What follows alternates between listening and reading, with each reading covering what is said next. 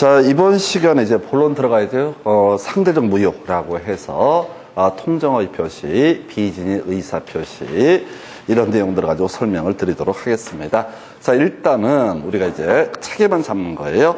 절대적 무효라고 해서 지난 시간에 공부했던 주제이죠. 그래서 강행 규정에 위반한 법률행위, 반사회적 법률행위, 불공정한 법률 행위라고 하는 것은 선의 제3자라고 할지라도 전혀 보호를 받을 수가 없다라고 이렇게 논의를 잡았었고요. 자, 계약이 성립이 됐는데 그 계약의 효력이 발생하지 않고요. 다만 선이 내용을 전혀 모르는 제3자는 보호를 받는 것을 가리켜서 소위 상대적 무효라고 얘기를 합니다. 자, 근데 상대적 무효가 아니라 이건 나중에 이제 자연스럽게 체계가 잡히게 될 부분이고요. 자, 먼저 통정 허위 표시라는 개념에 대해서 설명을 드리도록 하겠습니다. 서로 짜고 하는 의사 표시 무효되겠습니다. 그래서 우리 민법 108조에서 이렇게 돼 있어요. 상대방과 통정이라는 게 서로 짜고 한다 이런 얘기입니다. 통정한 허위의 의사 표시는 무효로 한다라고 되어 있고요. 다만 이 통정 허위 표시의 무효는 선의 제3자에게 대항하지 못한다라고 법에서 선언을 하고 있습니다. 자, 그래서 통정 허위 표시 서로 짜고서 하는 의사 표시가 되게 될 것이고요. 자, 이때 선의 제3자에게 대항하지 못한다는 얘기는 이 내막을 모르고 새로운 법률 관계를 맺은 이 사람은 어떻다? 바로 좀 보호를 받게 된다. 사안을 설명드릴게요. 이런 식이에요. 갑이라는 사람이 X 부동산을 소유하고 있습니다. 자, 그런데 채권자 A가 강제 집행을 하려고 합니다. 즉, 채권자 A가 갑한테 받을 돈이 있어가지고요. 얘가 만약에 지금 이제 부동산을 가지고 있으면 경매에 붙여서 채권을 회수하려고 하는 그런 상황입니다. 자, 그래서 갑이라는 사람이 이 문제 부동산에 대해서 을한테 거짓말로 여기다가 근저당권을 설정을 하거나 또는 매매 계약을 체결을 해버리게 됩니다. 그러면 형식상 등기부를 보게 되면 을 명의로 등기가 넘어가요. 그러면 외과에서 봤을 때는 소유자가 누가 된다? 을이 소유자가 되기 때문에 채권자 A라고 하는 사람은 이 을 부동산에 대해서 경매를 붙일 수가 없어요. 예. 그러면 이 현재 이렇게 갑하고 을하고 서로 짜고서 을 명의로 등기를 넘긴 사안에서 이 을이라는 사람이 소유권을 취득할 것이냐가 문제가 됩니다. 그런데 우리 앞에서 상대방과 통정한 허위의 의사표시는 무효로 한다라고 되어 있어요. 그래서 설령 을 명의로 등기가 넘어갔다라고 할지라도 을은 소유권을 취득할 수 없다라는 의미가 통정한 허위의 의사표시 무효로 한다라는 의미가 되게 됩니다. 자, 그래서 을은 소유권 취득할 수 없는데요. 문제는 을이 자기 명의로 부동산 등기가 되어 있는 것을 이용을 해서 힘이 뚝 떼고 병한테 이 X 부동산을 매도하고 등기도 넘겨주게 됩니다. 병은 모르는 거예요. 을이 어떤 사정에 의해서 이 등기 명의를 가지고 있는지 알지 못하는 그런 상태가 되게 됩니다. 그래서 이 병이라고 하는 이 사람이 등기를 넘겨받았어요. 그래서 몰랐으니까 선입니다. 제3자입니다. 이 사람은 어떻다? 보호를 받게 된다 해서 선의 병은 어떻다? 소유권을 취득할 수 있다. 실제 문제를 구성할 때는 이렇게 나올 수도 있겠죠. 자, 갑이 을과 통정하여 서로 짜고서 을 명의로 소유권 이전기를 넘겨준 사안에서 여기다가 병한테 돈을 빌리면서 병명의 저당권을 설정을 했다. 병은 선이 내막을 모르는 사람이다라고 전제하면 병은 어떻다? 저당권을 취득을 하게 된다. 이런 논리 구조가 통정 허위 표시 무효, 선의 제3자에게 대항하지 못한다. 이렇게 되어 있습니다. 자, 이 파트에서 첫 번째 출제 포인트는요. 통정 허위 표시의 무효라고 하는 거. 자, 선의 제3자에게는 어떻다? 대항하지 못한다라고 되어 있는데 선의 제3자가 뭐냐가 문제가 됩니다. 이 선의 제3자가요. 교재에 따라서 18개 있는 교재도 있고요. 16개 있는 교재도 있습니다. 시험에 뜹니다. 선의 제3자가 뭐냐라고 하는 거. 자, 문제는 그 16개를 외웠다가는 죽습니다. 그거 외웠다가는 의미 설명하는데 1시간 이상 걸려요. 그걸 외울 수 있느냐? 불가능합니다. 그래서 여기서는 답이 딱 정해져 있어요. 16년 동안 통정 허위 표시에 있어서의 보호받는 선의 제3자의 범주에 포함되는 것과 포함되지 않는 게 있는데, 포함되는 게 18개에서 16개인데 그걸 외워봤자 실제 풀 수는 없고요. 포함되지 않는 것 2개만 기억을 하시게 됩니다. 그래서 하나가 본인, 하나가 제3자 또는 수익자라고 하는 거 그냥 기계적으로 외우시면, 좀 이따 문제 가지고 제가 분석을 해드릴 텐데, 이건 디테일하게 다 외워서 효과를 보는 게 아니라 답이 딱 정해져 있어요. 그래서 선의 제3자 보호받습니다. 그런데 우리 판례에서 선의 제3자의 범주에 포함되지 않는 케이스가 2가지가 있다고요. 본인과 수익자, 본인과 제3자. 간단하게 제가 설명을 드리긴 할 텐데, 자, 일단은 이런 경우죠. 대리인의 통정 허위 표시에서의 본인이라고 하는 것은 선의 제3자라고 하는 사람, 본인은 포함되지 않는다. 무슨 얘기냐면 이런 얘기예요. 자, 사안을 분석을 해보게 되면은, 자, 갑이라는 사람이, 자, 지금 본인이 되게 될 것이고요. 을이라는 대리인을 선임을 하게 됩니다. 을이라는 대리인을 선임을 해요. 그래서 얘가 병과 계약을 체결합니다. 뭐라고? 갑의 대리인 을이라고 계약을 체결을 하고요. 그 다음에 병과 계약, 매수인한테 병이라고 표시를 하게 됩니다. 그러면 이제 대리인이 짜고서 누구와 병과 계약을 체결합니다. 그래서 대리인 을이 갑을 배신을 한 거예요. 그래서 말도 안 되는 금액, 1억짜리 물건인데 이걸 3천만 원에 매매하는 계약을 체결했다라고 했을 때, 이때 본인이라고 하는 것은 소위 보호받는 선의 제3자의 범주에 포함되지 않는다. 뭐 이런 논리 구조인데, 그냥 이건 좀 어려우니까 그냥 본인과 제3자, 본인과 수익자, 좀 이따 문제 가지고 하나 설명을 드릴게요. 그래서 이건 전체를 다 돌아야지 알 수 있는 주제. 첫 번째 이슈, 선의 제3자에 포함되는 것을 외우는 게 아니라 포함되지 않는 것을 외우는 게 첫 번째 출제 포인트. 두 번째 포인트가 아까 설명드린 사안이죠. 자, 소위 채권자 A의 강제 집행을 피하기 위해서 갑이라는 사람이 을과 짜고서 통정하여 을 명의로 소유권 이전 등기를 넘겨주게 됩니다. 우리 지문 중에서 소유권 이전 등기를 격려하였다라는 명제가 나오게 되는데, 이 격려했다는 얘기는 마쳤다라는 말, 옛날에는 마쳤다는 표현 대신에 격려하였다라는 표현을 썼고요. 시험 문제에서는 판례 지문을 끌고 들어오니까 격려하였다 이런 식으로 표현을 쓰게 됩니다. 그래서 을명의로 등기가 넘어갔어요. 아까 설명드린 사안인데요. 이후 을이 아파트 소유권을 선의의 병에게 이전했다라고 해서, 자, 그럼 선의의 병이 소유권 취득할 수 있을 것이냐? 당연히 선의의 병은 소유권을 취득하게 된다. 왜? 선의 제3자는 보호받는다라고 했으니까요. 근데 시험 문제를 구성할 때는 선의 병이 소유권 취득한다 그러면 너무 쉽거든. 그래서 항상 이렇게 표현합니다. 싸가지 없는 선의 병, 과실 있는 선의 병, 자, 정신이 오락가락한 선의 병, 이렇게 수식어를 깔아줘요. 그러면 과실이 있고 없고가 중요한 게 아니라 선의이기만 하면, 이 내막을 몰랐었다라고만 한다면 병은 어떻다? 소유권을 취득할 수 있다 해서 요게 또 한 번의 출제 포인트. 그래서 전득자 선인 경우 과실이 있다라고 할지라도 그 소유권을 취득할 수 있다라고 하는 거. 요게 두 번째 출제 포인트가 되게 됩니다. 세 번째요. 자, 바로 은닉행위. 이게 29회 때 하고요. 30회 때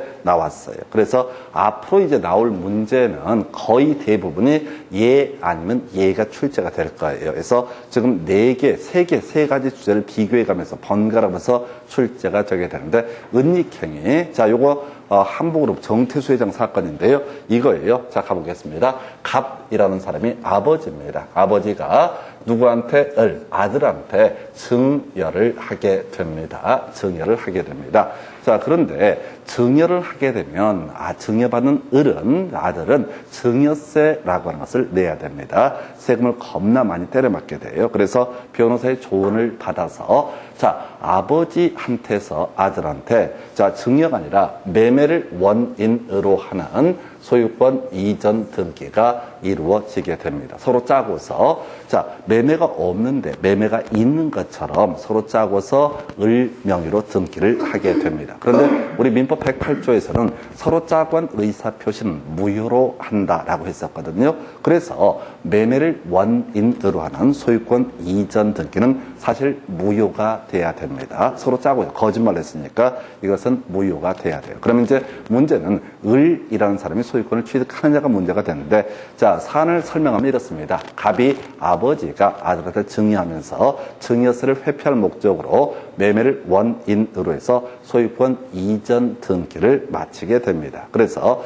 국세청 조사가 나갔어요. 자, 이상하거든. 재벌 아버지하고 아들 간에 매매가 있다는 게 이상한 거야. 해서 조사를 딱 해보니까 이건 매매가 아니라 사실 증여를 한 것이다. 그래서 증여세 부과 처분을 하게 됩니다. 증여했으니까 증여세 내라. 근데 이제 이 사람들이 소송 과정에서 증여세가 워낙 세니까 뭐라고 얘기를 하냐면, 봐봐. 사실 증여한 게 맞긴 맞아. 증여한 게 맞긴 맞는데, 지금 보게 되면은 우리 앞에서 공부한 것처럼 법률 행위에 따른 부동산 물권 변동은 등기해야지 어떻다 효력이 발생한다라고 이렇게 전제를 하면서, 자, 그래서 자, 등기를 해야지 효력을 발생하는데, 문제는 이 등기가 매매를 원인으로 하는 소유권 이전 등기이기 때문에 이 등기는 민법 108조에 걸려서 통정의 표시에 걸려서 무효가 되게 된다. 그러면 을 명의로 이루어진 등기는 뭐가 된다? 무효가 되게 된다.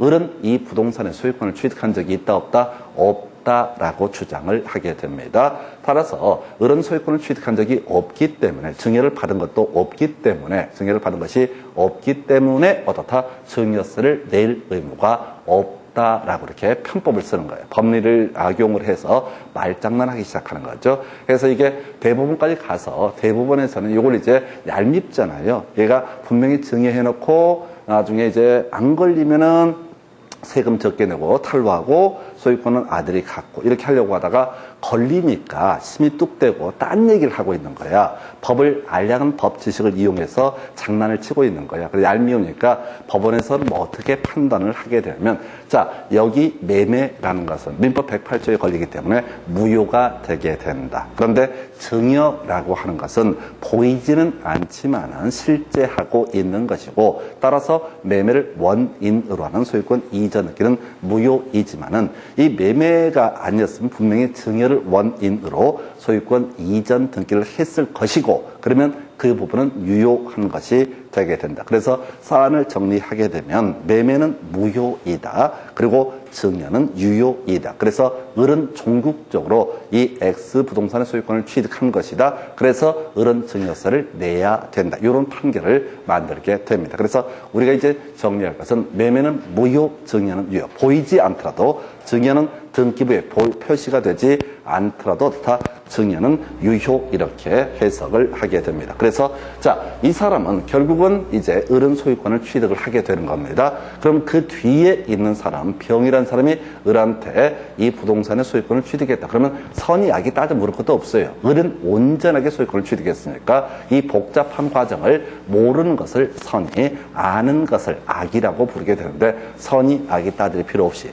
뒤에 있는 병이라는 사람 무조건 어떻다? 소유권을 취득을 하게 된다라는 식으로 판결이 떨어집니다. 어찌됐든 우리 시험 문제에서는 전통적으로 103조, 자, 다시 108조에서 선의 제3자의 범주에 포함되는 건 절대 외울 수 없고요. 포함되지 않는 거, 본인과 수익자, 본인과 제3자, 수익자와 제3자는 같은 말. 나중에 계약법 파트에서 공부를 하시게 됩니다. 그리고 두 번째 이슈, 선의의 병이라는 사람은 과실이 있다 할지라도 다 소유권을 취득할 수 있다. 세 번째 이슈, 은닉행위라는 개념, 바로 매매는 무효가 될 것이고 증여는 유효. 그래서 자, 을은 무조건 소유권을 취득하기 때문에 결과적으로 뒤에 있는 병은 이것이 선이고 악이고를 불문하고 을이 온전하게 소유권을 취득한 상태니까 병도 온전하게 소유권을 취득한다 해서 세 가지 주제를 가지고 업어치고 맺히고 출제가 됩니다. 그래서 우리 교재 가지고 이제 확인을 해 보시겠습니다. 교재 26페이지 가서 보시게 되면 본문부터 다시 한번 체크해 볼게요. 통정 허위 표시의 무효라고 하는 것은 선의 제3자에게는 대항하지 못한다라고 해놓고 시험 문제 출제 포인트는 선의의 제3자의 범주에 포함되지 않는 게 두 개가 있다고요. 본인과 수익자, 본인과 제3자라고 하는 것은 어떻다? 선의의 제3자에 포함되지 않는다. 자, 이런 내용하고 옆에 지문 한번 볼까요? 핵심 지문 첫 번째 박스 1번 지문.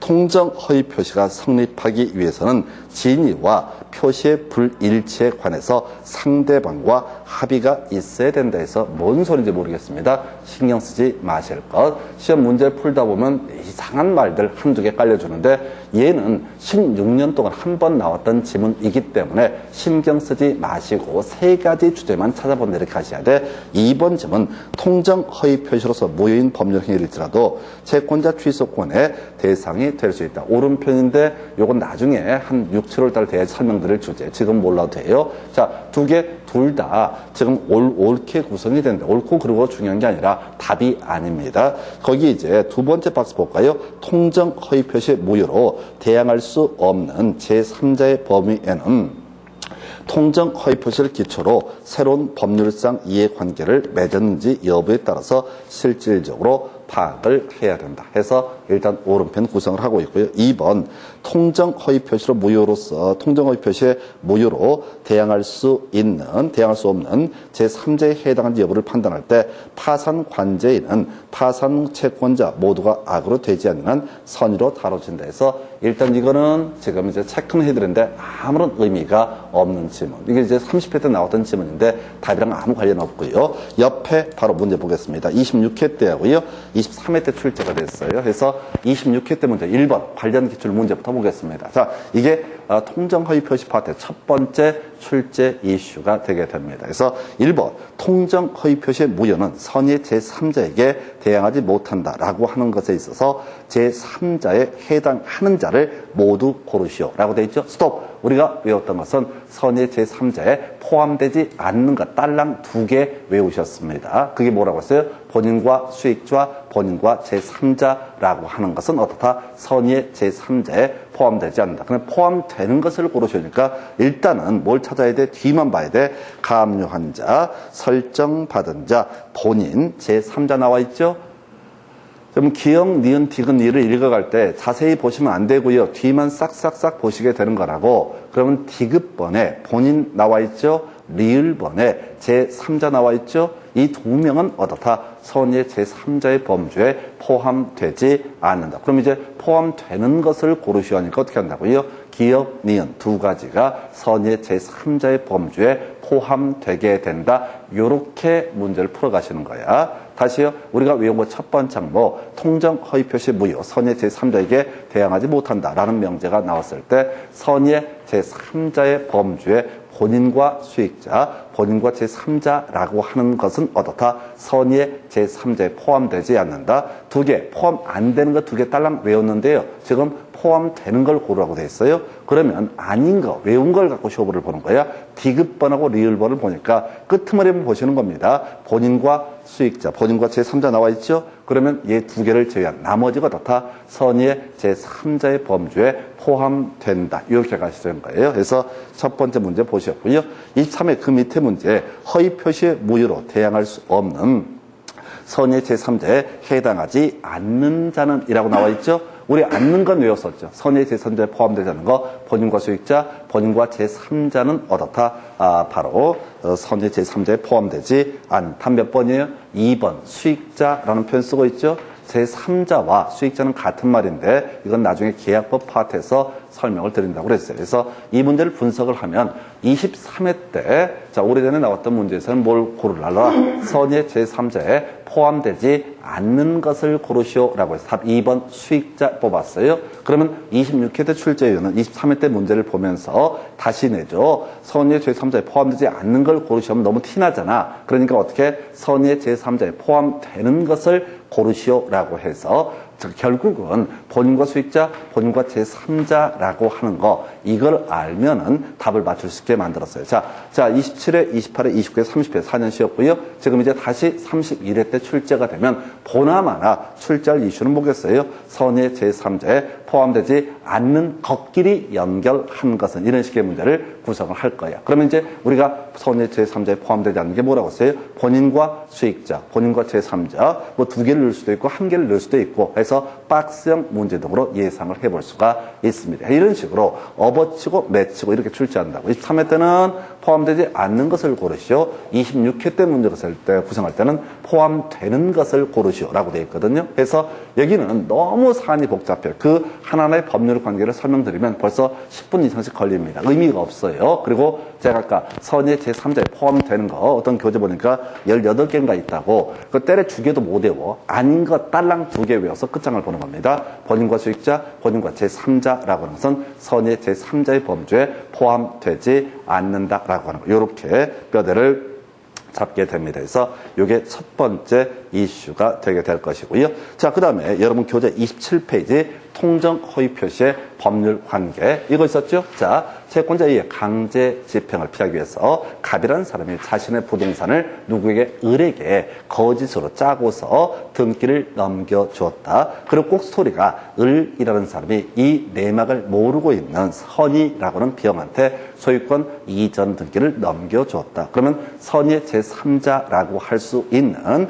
자, 병이라는 사람은 소유권을 취득할 수 있느냐? 소유권 취득할 수 있다. 너무 쉽거든요. 그럼 이제 문제 응용할 때, 자, 선의 병이 저당권을 취득했다. 이렇게 흔들어주게 됩니다. 당연히 선의 병도 어떻다? 저당권 취득할 수 있다. 똑같은 얘기야. 무조건 선의 병은 어떻다? 통정 허위 표시가 전제가 되면 보호받는 제3자의 범주에 포함이 되게 된다. 해서 거기 27회 관련 문제, 27페이지의 관련 문제 27회 A형 4번 문제를 가지고 분석을 해드립니다. 자, 27페이지 하단 보고 있어요. 갑은 자신의 부동산에 관해서 을과 통정한 허위의 매매 계약에 따라서 소유권 이전 등기를 을에게 해 주었다. 통정 허위 표시죠. 그래서 을은 소유권 취득할 수 있다, 없다? 없다가 돼야 되는데, 자, 문제는 그 을은 이러한 사정을 모르는 병과, 모른다는 게 뭐라고요? 선이라는 개념이 되게 됩니다. 모르는 병과 위 부동산에 관해서 매매계약을 체결하고 그에게 소유권 이전 등기를 해주었다. 틀린 것은. 그래서 답을 미리 외워야 돼. 선의 제3자, 선의 병은 어떻다? 소유권 취득할 수 있다라는 게 결론이에요. 1번 지문이요. 갑과 을은 매매계약에 따른 채무를 이행할 필요가 없다 해서 오른편. 이건 무효이기 때문에 갑은 을에게 등기 넘겨줄 의무 없었고요. 을은 갑에게 뭐 대금 지급할 의무도 당연히 없었다라고 할 것. 2번, 갑은 병을 상대로 이전 등기 말소를 청구할 수 없다. 이게 무슨 얘기냐면 병은 어떻다? 소유권을 취득했기 때문에 병한테 돌려달라고 할 수가 없다. 이런 취지. 3번, 병이 부동산의 소유권을 취득한다. 오른편. 자, 그럼 넘어가서 4번 가볼까요? 갑이 자신의 소유권을 주장하려면 병의 악의를 증명해야 된다. 무슨 얘기냐면, 만약에 병이 선이이면 병은 소유권 취득하니까 병이 악의, 내막을 알고서 샀다. 그러면 이때는 보호받지 못하기 때문에 악의를 증명하면 갑은 자신의 소유권을 주장할 수 있다. 답은 5번인가요? 병이 선이이더라도 과실이 있으면 소유권 취득하지 못한다. 틀렸다고요? 병인 선이이기만 하면 어떻다? 소유권을 취득하게 된다. 그래서 이 문제는 답이 딱 정형화되어 있어요. 통정 허위 표시에서 제일 쉬운 형태의 문제가 이 문제입니다. 병은 무조건 어떻다? 소유권을. 과실이 선이이기만 하면 과실이 있다라고 할지라도 어떻다? 소유권을 취득할 수 있다라고 하는 거. 제일 쉬운 형태의 문제. 그래서 이 문제는 우리 앞에서 공부했던 이중매매, 적극 가담한 이중매매와 비교하셔야 돼. 거기서 선의의 갑을병 정이라는 사람은 어떻다? 소유권 취득할 수 없다라고 했었고요. 선의의 병은 어떻다? 소유권을 취득할 수 있다라고 하는 거. 이게 통정 허위 표시. 그래서 이게 이 문제도 충분히 준비를 해 주셔야 되는 이유가 뭐냐면, 작년에 이중매매, 적극가담, 선의의 정이라는 사람 소유권 취득하지 못한다. 이게 출제 쟁점이 됐거든요. 그럼 그 문제와 바로 비교해서 볼 것이, 선의의 병이라는 사람은 어떻다? 소유권 취득할 수 있다라고 하는 주제. 그 밑에 이제 은닉행위, 이게 지금 29회 30회 연속 2번 출제가 됐었는데요. 자, 분석을 좀 해볼까요? 다시 답부터 외우고 들어가야 돼. 자, 서로 짜고, 자, 증여를 원인으로 소유권 이전 등기로 해야 하는 사안에서 매매를 원인으로 소유권 이전 등기가 이루어졌다. 우리 판례에서는 매매는 무효, 증여는 유효. 그래서 을은 온전하게 소유권을 취득을 하게 된다라고 전제를 하면서요. 자, 먼저 옆에 지문부터 한번 볼까요? 핵심 지문. 당사자가 통정해서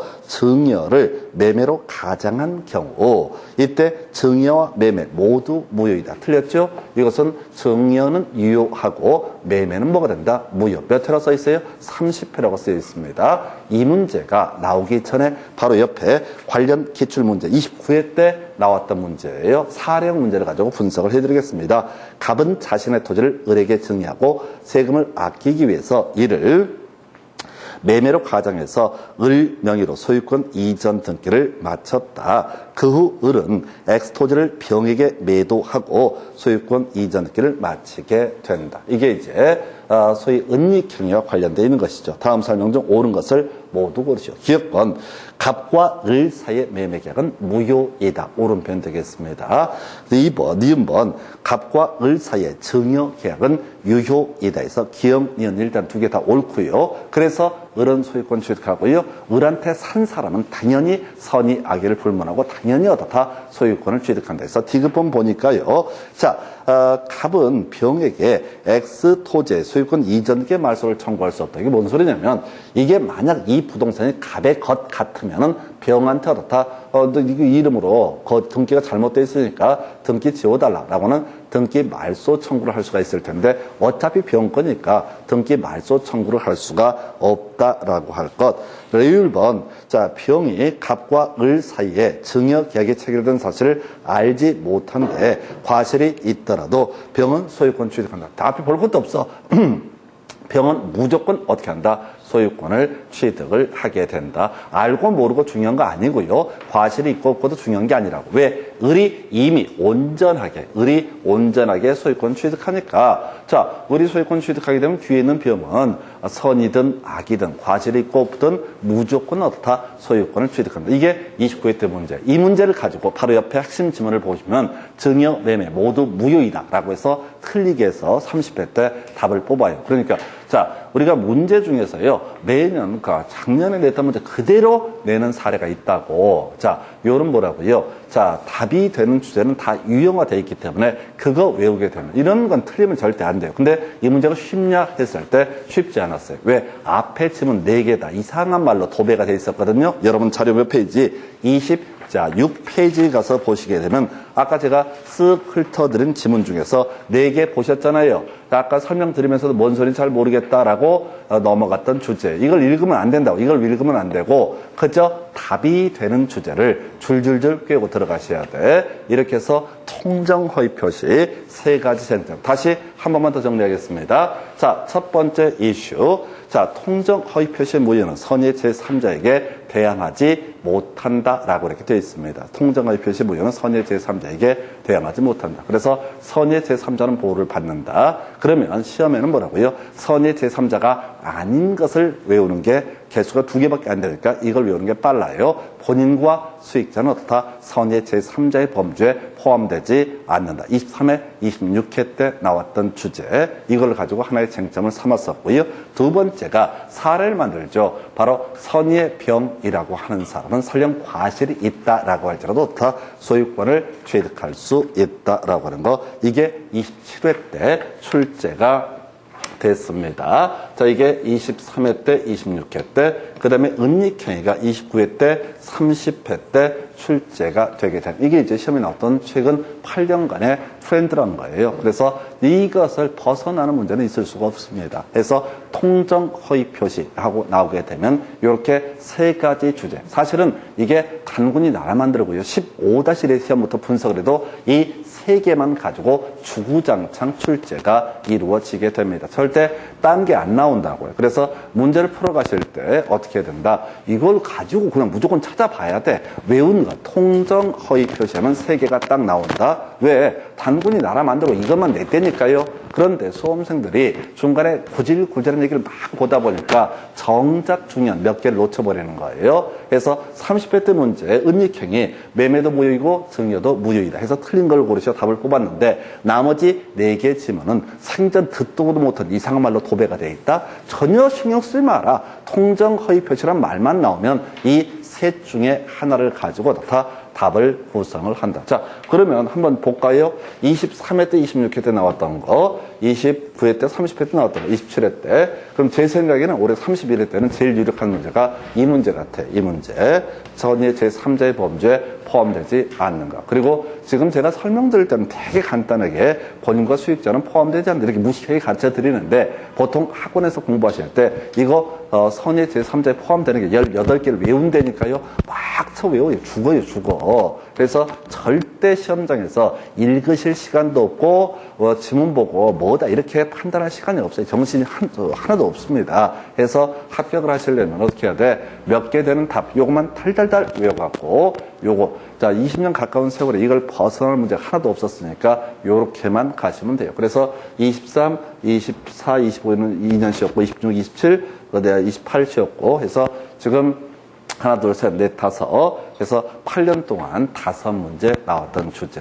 그래서 이런 주제는 혹시 시험에 나온다면 무조건 맞춰야 됩니다. 출제 비중이 높기 때문에 이렇게 해서 통정 허위 표시라는 설명을 드렸고요. 그 다음에 이제 진이 아닌 의사 표시라는 개념을 설명을 드리겠습니다. 자, 진이 아닌 의사표시. 자, 이게 말이 어려워. 그러면 이제 진이 아닌 의사표시라고 하는 것은 일단 출발점이 뭐냐면 농담이다라는 식으로 생각을 해주시기 바랍니다. 그래서 여기서도 외울 것이 하나, 둘, 자, 2개, 자, 3개 정도로 갖고 쟁점을 삼게 되는데, 자, 진연 의사표시라고 하는 거. 출발점이 뭐라고요? 농담이 되겠다. 요즘에 이제, 예를 들어서 이재용 씨가 삼성 부회장인가 그분이, 자, 이재용이라는 사람이, 자, 누구한테, 자, 을이라는 사람한테 얘기합니다. 야, 이번에 BMW라고 해야 하여튼 1억짜리 차 하나가 이쁘게 나왔던데 내가 너한테 차 하나 사줄게. 라고 얘기하는 경우가 있습니다. 그러니까, 듣던 사람이 좋아. 그 차 하나 사줘. 선물로. 그냥 이렇게 얘기할 수 있다. 이게, 계약이 성립한 거냐, 아니냐가 문제가 됩니다. 두 사람의 의사의 합치는 있으니까 계약은 일단 성립한 거야. 뭐 증여 계약을 한 거야. 너 차 한 대 뽑아줄게. 알았어. 고마워. 나한테 차 한 대 뽑아줘. 라고 하면 증여 계약이 성립이 됐다고요. 그러면 증여하기로 한 사람은 어떻다? 자, 수증자, 받게 될 사람한테 증여의 의무, 법적 책임을 지게 된다. 이게 기본 법률 관계인데 문제는 이게 농담이 되는 경우가 있을 수가 있다는 얘기입니다. 자, 경우의 수를 2개를 따져야 돼요. 지금 당장 하루하루 먹고 살기도 힘든 사람이 친구에게 1억짜리 자동차 한 대를 뽑아줄게 라고 얘기한 사안이 있다라고 한번 해보겠습니다. 그럼 말도 안 되는 거지. 예를 들어서, 자, 기초수급자에 너무너무 상편이 어려워. 근데 자동차 한 대 사줄게 라고 했을 때 상대편이 좋아 라고 얘기를 했다고 해서 증여 의무가 발생하는 것은 아니다. 이게 소위 이제 상대방이 알았거나 알 수 있었던 비진인 의사표시라고 하는 개념이 될 것이고, 근데 아까 제가 이재용 회장 케이스를 들었었는데 이런 경우에는 충분히 그 사람 능력이 있기 때문에 어떻다? 그게 증여 법적 의무가 발생할 수 있다. 그래서 비진인 의사표시라고 하는 것, 진이 아닌 의사표시라고 하는 개념은 출발점이 뭐라고요? 바로 농담이다라는 전제에서 얘기가 전개가 돼야 됩니다. 그래서 첫 번째 이슈, 민법 107조에서 다루고 있는 주제인데요.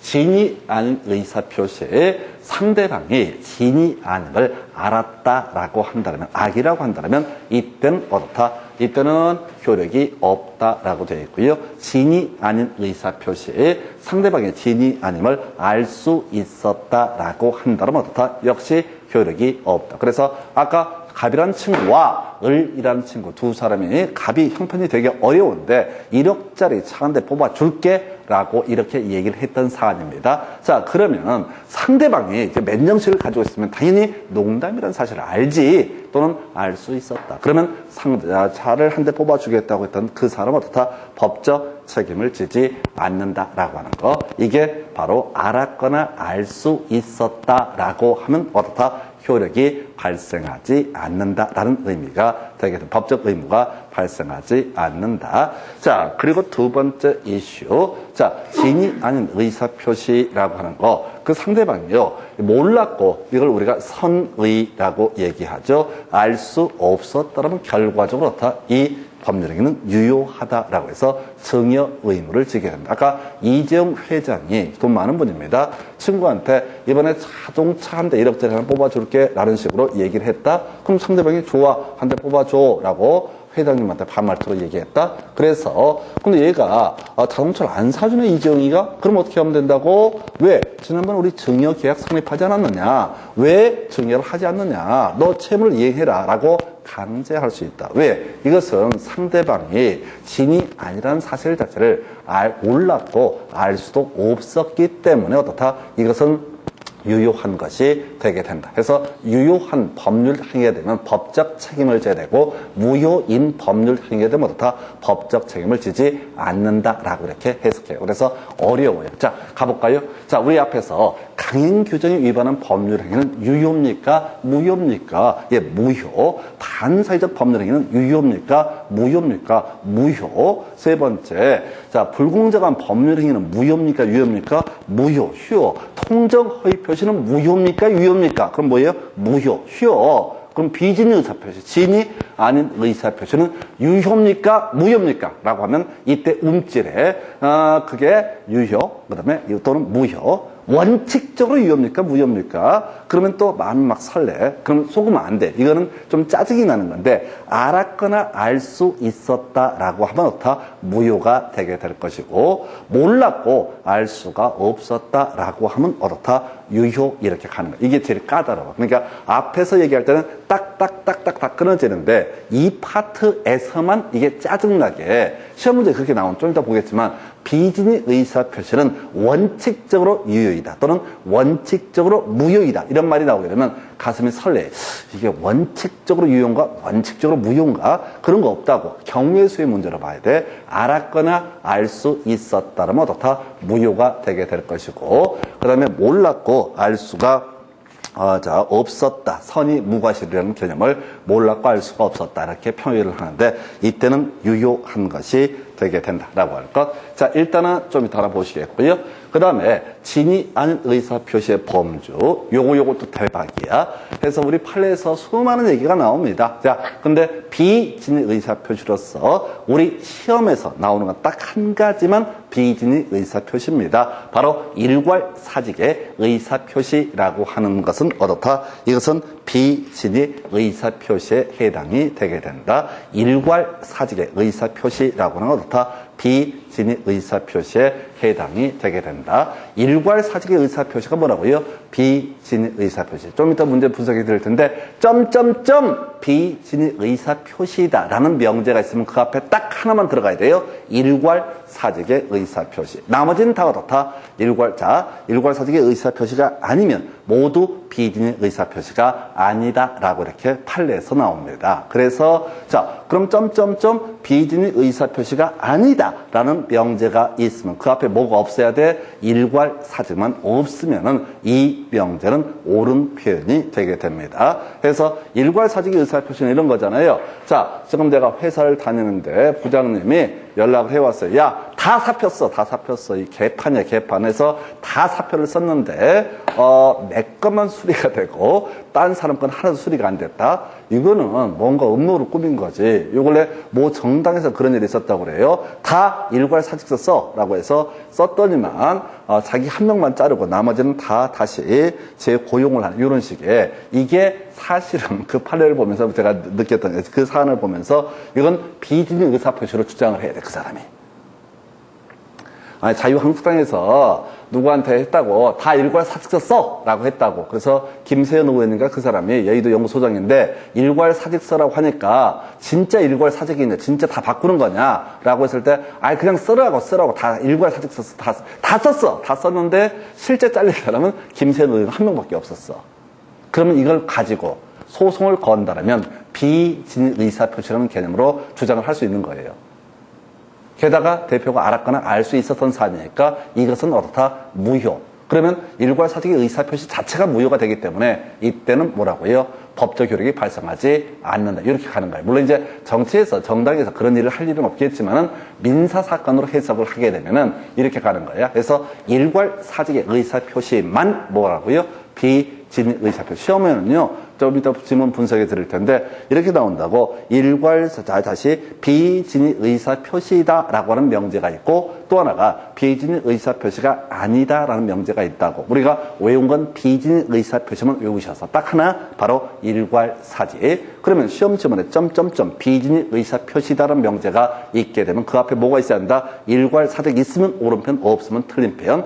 비진의 의사표시가 아니다라는 명제가 있을 때 그 앞에 일괄사직이라고 하는 것이 있으면 어떻다? 틀린 편. 일괄사직을 제외한 나머지가 들어가 있으면 어떻다? 옳은 편. 이게 두 번째 출제 포인트가 되게 됩니다. 그래서 비진의 의사표시 범주에 포함됐던 거 일괄사직이라고 하는 거 정말 심플해요. 그래서 자, 헷갈리게 하려고요. 뭐 중간퇴직의 의사표시, 강박연 증여의 의사표시, 뭐 어쩌고저쩌고 이게 나온다. 이런 걸 외우면 안 된다고. 이걸 외워봤자 생활에 전혀 보탬이 되지 않아요. 시험 문제는 자, 다시 비진의 의사표시이냐 아니냐만 가지고 출제 쟁점을 삼게 됩니다. 그래서 이렇게 그림을 잡아가는 거거든요. 그래서 진이 아닌 의사표시라고 하는 거. 자, 두 번째 출제 포인트. 세 번째, 이 진이 아닌 의사표시에 관한 규정, 준용이라고 해서 우리가 외울 거 대리권 남용이라고 하는 거, 요거 하나만 기억을 하도록 합니다.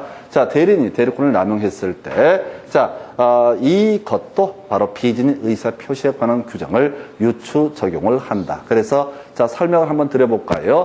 자, 갑이 을에게, 다시 이산, 갑이 을에게 자동차를 한 대 사줄게 라고 자, 증여 의사표시를 합니다. 그런데 을이 좋아, 한 대 사줘 라고 승낙의 의사표시를 합니다. 그러면 증여 계약이 유효하게 성립하게 된다. 증여 계약이 유효하게 성립한다. 그러면 뭐야? 갑은 을에게 자동차를 사줄 법적 의무를 지게 됩니다. 이게 기본 법률 관계예요. 자, 그런데 문제는 이게 비진이었다, 농담이었다라고 전제했을 때 이러면 법적 효력이 발생하느냐? 경우수를 따져봐야 돼. 이게 농담이라는 사실을 상대방이 알았거나 알 수 있었다라고 한다면 어떻다? 무효, 효력이 발생하지 않고 몰랐고 알 수가 없어서 선임무과시는 어떻다? 그대로 적용할 법적 의무가 발생한다. 이렇게 보시면서 지금 대리인의 대리권 남용 얘기를 한번 볼까요? 갑이라는 사람이 X 부동산을 팔아달라고 을이라는 대리인을 선임을 하게 됩니다. 야야, 내가 바빠서 그러니까 네가 내 부동산을 좀 팔아다오. 을한테 대리권을 수여합니다. 그래서 을이 병을 만나서 계약을 체결했습니다. 우리가 대리에게는 어떻게 한다고 했어요? 매도인 난에다가 갑의 대리인 을이라고 표시하고 매수인 난에다 뭐라고 표시한다? 병이라고 표시를 하게 된다. 이게 기본 골격입니다. 자, 그래서 갑의 대리인 을이라고 표시하고 매수인 난에 병이라고 표시했다. 그러면 이제 갑과 병 사이에 매매 계약이 성립합니다. 갑은 소유권 이전 해줄 의무를 지고요. 병은 갑에게 대금 지급 의무를 지게 되는 법률 관계를 대리 행위라고 부르게 됩니다. 그런데 이 사안에서 뭐가 문제가 됐었냐면 이 부동산이 1억 정도의 가치가 있다라는 전제하에서 1억 정도의 가치가 있다라는 전제하에서 이런 경우가 있을 수 있다는 얘기죠. 1억 정도의 가치를 가지고 있다. 그런데 을이라는 사람이 병한테 얼마에 사라고 그러냐면 3천만 원에 사라고 한 거야. 다시 1억 정도의 가치가 있는 부동산을 갑의 대리인 을이 3천만 원에 사라고 했다고. 그러면 상식적으로 말도 안 되는 금액에 사라고 한 거야. 되게 싸게 파는 거야. 그래서 병은 이게 웬 떡이냐 싶어가지고 어떻게 한다고요? 웬 떡이냐 싶어요. 그래서 어떻게? 자, 내가 사겠다라고 해서 승낙을 해서 계약이 성립이 됐습니다. 근데 정상적인 두뇌를 가진 사람이라고 한다면 이게 을이 뭔가 이상한 짓거리를 하고 있다는 것을 알았거나 알 수가 있었을 것이다. 다시 가볼까요? 다시. 자, 대리인이 병과 이 부동산을 3천만 원에 매도하는 계약을 체결했다라고 했을 때 법적 의무는 누가 진다고요? 갑과 병이 지게 됩니다. 그럼 갑은 이전 등기를 해줄 의무를 지고 병은 자 대금을 지급할 의무가 갑한테 대금을 지급할 의무가 발생하게 될 것인데 문제는 1억짜리 물건을 3천만 원에 매도하는 계약을 대리인이 체결했다. 근데 나중에 내막을 보니까 대리인이 본인하고 계약에 대리권 수여받을 때 이렇게 한 거야. 너 이번에 팔면은 3천만 원 줄게. 네가 이 물건을 팔면은 3천만 원을 줄게라고 얘기를 했다고. 그러니까 얘는 3천만 원 받으면 되잖아. 얼마에 팔라는 얘기는 약정은 안 했거든. 그러니까 3천 원에 팔아버린 그런 케이스. 이건 대리인이 본인을 위해서, 갑을 위해서 법률 행위를 한 것이 아니라 자신을 위해서 자신의 대리권을 남용한 케이스가 되게 된다. 그리고 만약에 이 사안이 상대방 입장, 병의 입장에서 이 대리인이 대리권을 남용한다는 사실을 알았거나 알 수 있었다면 어떻다? 무효, 효력이 없다라고 쓰니까 본인은 어떻다? 법적 책임을 지지 않아도 된다라고 하는 거. 세 가지 이슈. 자, 세 번째 이슈부터 다시 한번 정리해 볼까요? 자, 이 비진이 의사표시에 관한 민법 107조 규정은 대리인이 대리권을 남용했을 때도 유추 적용할 수 있다, 준용될 수 있다라고 얘기를 합니다. 해서 대리인이 대리권을 남용을 한다라고 하는 사실을 상대방이 알았거나 알 수 있었다라고 한다면 이건 뭐가 된다? 효력이 발생하지 않는다. 그래서 병은 갑한테 3천 주면서 소유권 이전 등기를 청구할 권리가 없다. 왜? 이것은 무효이기 때문에 요거 하나. 두 번째, 자, 우리 이제 비진 의사표시에 범죄 포함되는 것 딱 하나, 일괄 사직의 의사표시면 어떻다? 비진 의사표시에 포함되고, 나머지 막 뜨는데 무조건 다 비진 의사표시 아니다. 생각하지 마시고 판례에 따라서 공식에 따라 외워버리십니다. 세 번째, 제일 까다로운 문제예요. 비진 의사표시는 유효입니까? 무효입니까? 원칙적으로 유효입니까? 원칙적으로 무효입니까? 그럼 속으면 안 된다고. 거기는 경우의 수를 따져야 돼. 알았거나 알 수 있었다라고 하면 무효가 될 테고, 몰랐고 알 수가 없었다라고 하면 다 유효 이렇게 가셔야 돼. 세 가지 주제. 그래서 이걸 벗어나지 않아요. 우리 교재 가지고 바로 확인을 해드리겠습니다. 여러분 교재 30페이지 가서 확인을 하시게 되면은, 자, 일단 가보십시다. 1번 지문, 첫 번째 박스 1번 지문. 중간에 제가 강조 안 드렸던 내용들은 좀 낯설게 느껴집니다. 전혀 중요치 않습니다. 1번, 진이 아닌 의사표시는 상대방과 통정이 없다는 점에서 통정 허위 표시와 구별되게 된다라고 해서 오른편. 아까 통정 허위 표시는 서로 짜고 하는 거였었죠. 근데 비진 의사 표시는 의미가 뭐라고요? 농담한 것이다. 농담을 상대하고 짜고 하지는 않거든요. 2번 지문요. 대리 행위에 있어서 진이 아닌 의사 표시인지 여부는 대리인을 표준으로 결정을 하게 된다. 그래서 이런 경우 있다는 얘기죠. 가볼까요? 자, 대리 행위라는 게 갑이 을이라는 대리인을 선임합니다. 그런데 자, 을이 농담을 할 수 있다는 거야. 이거 300원에 사라. 1억짜리 부동산인데 너 300원에 사라고 했을 때 누구 입장에서, 병의 입장에서는 무슨 300억도 아니고 3천만 원도 아니고 자 1억짜리를 300원에 사라. 이거 말도 안 되는 얘기잖아. 농담이라는 사실을 알았거나 알 수 있었으니까 이때 이 을의 청약이라는 것은 무효가 되게 된다. 이런 취지가 되겠고요. 3번 지문요. 강박의 점점점, 강박에 의해서 증의 의사표시를 했다고 해서 증의 내심의 효과 의사가 결여된 것이라고 할 수 없다. 일단 패스, 옛날 지문이고요. 4번, 자 드디어 답이 나왔습니다. 끄트머리 지문 가봐야 돼. 비진이 의사표시다 나와있죠? 4번 지문 끄트머리에 비진이 의사표시다 라고 나와있죠? 4번 지문 끄트머리에 비진이 의사표시다 라고 나와있죠? 앞에 읽지 말라고요. 어떤 판례가 나올지 알 수가 없으니까. 외운 거 하나로 쇼부를 쳐버리는 거야. 읽어보면 죽습니다. 읽어보면 1분 안에 한 문제 못 풀어요. 아무런 의미가 없어요. 실력이 있어도. 답을 빨리빨리 찍어야 돼. 비진이 의사표시다라는 명제가 있으면 외운 거 딸락 하나예요. 뭐입니까? 바로 일괄사직. 들어가야 되죠? 그래서 4번 점이 틀렸다고요. 비진이 의사표시다는 명제 앞에 일괄사직이 없잖아요. 그러니까 틀린 거라고. 의미 사기시면 안 된다고. 돌아서면 잊어먹게 돼 있다고요. 그래서 첫 번째 출제 포인트, 우리 교재 순서에 따르면 비진이 의사표시다는 명제가 있으면 그 앞에는 뭐가 있어야 돼? 일괄사직. 자, 5번 질문 끄트머리 가봐야 돼. 비진이 의사표시이다 라고 돼 있죠? 그죠? 그리고 일괄사직 나와 있죠? 일괄사직 맞네. 그러니까 5번은 오른편. 여기서는 1, 2, 3번은 쓸데없는 짓거리고 4번, 5번이 첫 번째 출제 포인트. 다시 일괄사직의 의사표시만 뭐가 된다?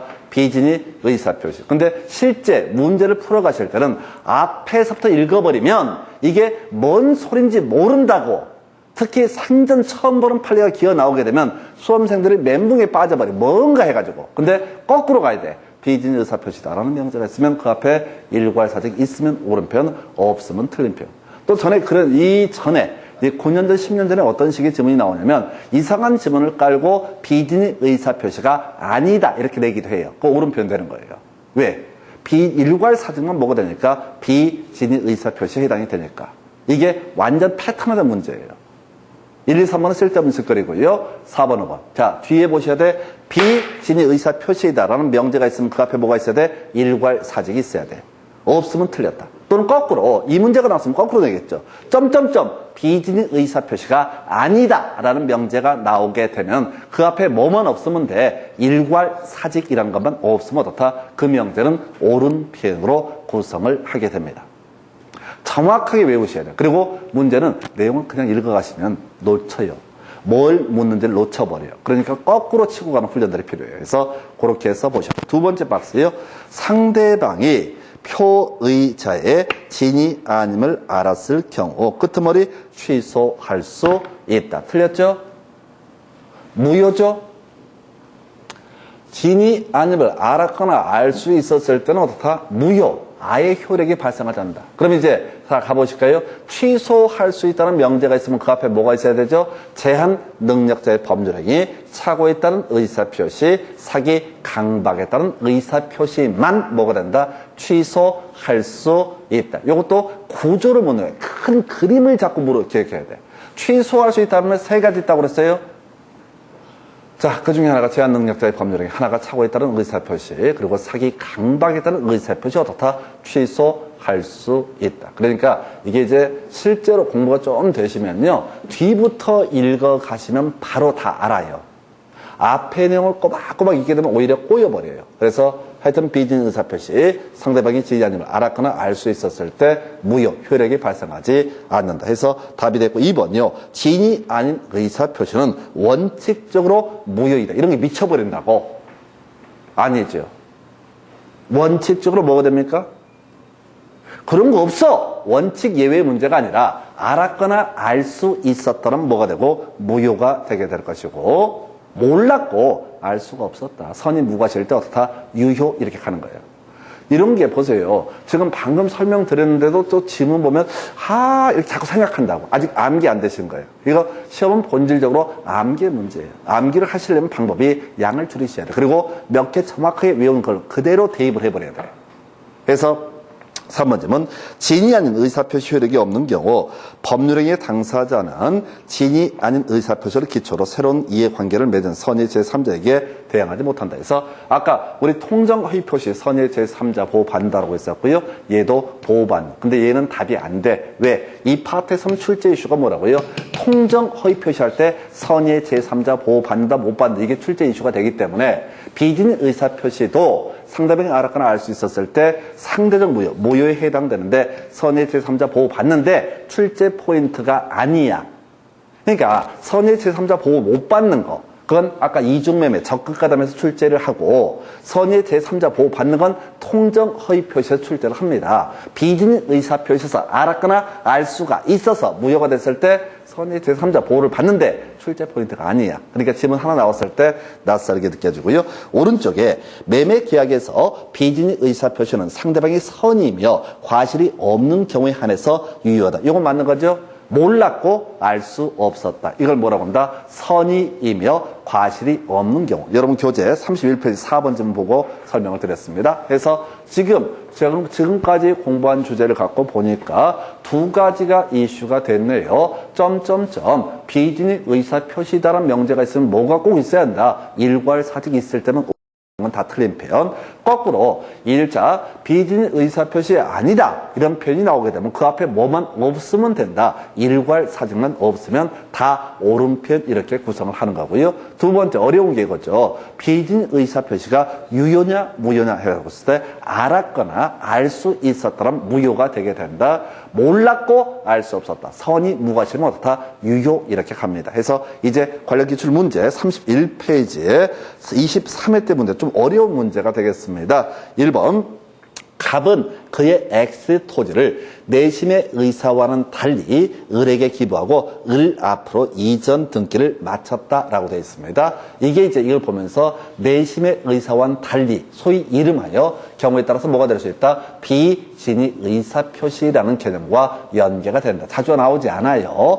1번 갑의 의사표시는 무효이므로 스톱! 비진의 의사표시는 유효입니까? 무효입니까? 비진의 의사표시는 유효입니까? 무효입니까? 라고 했을 때 대답을 못한다고 우리는 경우수를 따져야 돼. 알았거나 상대방이 알았거나 알 수 있었다면 무효가 되고 상대방이 몰랐고 알 수가 없었다라고 하면 뭐가 된다? 유효 이렇게 가는 거죠. 그래서 1번 틀린 거야. 몰랐고 알 수 없었다, 알았거나 알 수 있었다 이런 경우의 수가 안 나오기 때문에 이것은 1번 틀린 거야. 2번 질문은요. 갑의 의사표시는 단독행위이므로 비진의 의사표시와는 법리가 적용되지 않는다. 일단 틀렸고요. 지금 설명 안 드립니다. 3번 질문. 갑의 진위에 대한 을의 악의가 증명돼서 엑스토지 소유권이 갑에게 회복되면 을은 갑에게 그로 인해서 손해배상을 청구할 수 있다 해서 자, 요건 지난 시간에 한번 했던 얘기인데 자, 다시 갑시다. 어떤 법률행위가 무효가 되게 됩니다. 다시 머릿속으로 생각해야 돼. 무효가 되면 절대 손해배상 청구할 수 없다고 그랬어요. 애초에 무효였을 때. 자, 강행 규정에 위반한 법률행위, 반사회적 법률행위, 불공정한 법률행위라든가 통정의 표시, 비진 의사표시 중에서 상대방이 알았거나 알 수 있었을 때 이런 것은 뭐가 된다? 무효가 되는데 무효인 법률행위를 전제로는 손해배상을 청구할 수 없다라고 할 거. 일단은 자, 그렇다 치고 4번인가요? 을이 통상의 주의만 기울였어도 갑의 진위를 알 수 있었다면 을은 X 토지 소유권을 취득할 수 없다라고 하는 거. 이게 옳은 표현이 되겠습니다. 해서 지금 뭐야? 이게 자, 비진 의사표시 알았거나 알 수 있었다라고 하면 무효이기 때문에 설령 등기가 넘어갔어도 을은 어떻다? 소유권을 취득할 수 없다라고 이렇게 답은 4번으로 구성합니다. 근데 이 문제는요, 별로 중요치 않아요. 이 문제는 지금 23회 때 지금 문제 방금 설명드리고 봐도 버벅이에요. 되게 어려워요. 그래서 우리 민법에서 매년 40문제 중에서 한 4-5문제가 더럽게 어렵게 낼 때가 있어. 이런 문제가 이 23회 때 문제가 그런 문제 전형입니다. 요는 이런 문제는 다 비우고 가셔야 돼. 대신 쉬운 걸 잘 해야 돼. 쉬운 걸 잘 해야 돼. 답은 4번인데 나머지 요거는 유보. 나중에 한 수는 돌고 나서쯤 봐야지 조금 이해가 될 만한 그런 문제. 대단히 까다로운 문제. 자, 그래서 비진 의사표시 정리해 볼까요? 자, 지금 여기서는 이제 뒤에 반복해 나올 주제인데 이 얘기 비진 의사표시 알았거나 알 수 있었다면 어떻다? 무효. 요거를 그대로 준용하는 게 대리인이 대리권을 남용했을 때 비진 의사표시에 관한 규정이 준용되기 때문에 그 대리인이 대리권을 남용을 한다는 사실을 상대방이 알았거나 알 수 있었다라고 하면 역시 어떻다? 효력이 발생하지 않는다. 그리고 쉬웠던 것이 점점점 비진 의사표시이다라는 명제가 있게 되면은 그 앞에 뭐가 바로 일괄사직이 있을 때만 옳은 편, 나머지는 다 틀린 편 이렇게 해석을 합니다. 또 거꾸로 비진 의사표시가 아니다라는 명제가 있으면 그 앞에 뭐만 없으면 된다. 일괄사직의 의사표시만 없으면 된다. 그래서 이렇게 단순화시켜야 돼요. 23m 문제 아주 지저분했었고 그 후로 이런 유사한 문제가 아예 구성이 되지 않습니다. 그리고 중간중간에 섞여서 나올 주제가 이 얘기. 아까 대리인이 대리권 남용했을 때 비진 의사표시에 관한 규정을 유추적용 준용하기 때문에 상대방이 남용을 한다는 사실을 알았거나 알 수 있었다라고 한다면 어떻다? 효력이 발생하지 않는다. 그래서 이 정도까지가 자, 우리가 상대적 무효 중에 두 가지 보시고 잠시 끊었다가 이제 유동적 무효 등에 대해서 설명드리도록 하겠습니다.